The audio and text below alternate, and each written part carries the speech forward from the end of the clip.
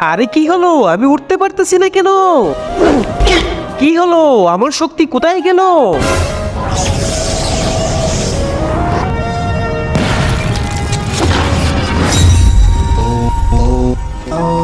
কে তুমি?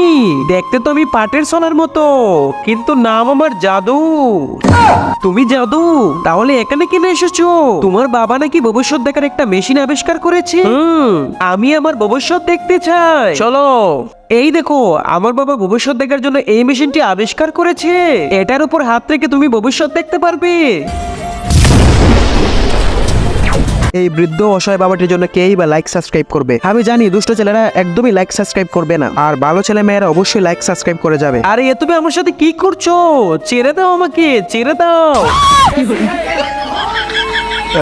হায় হায়, এ কোথায় আমি আসলাম নিজের ভবিষ্যৎ দেখার জন্য? পালাই এখান থেকে।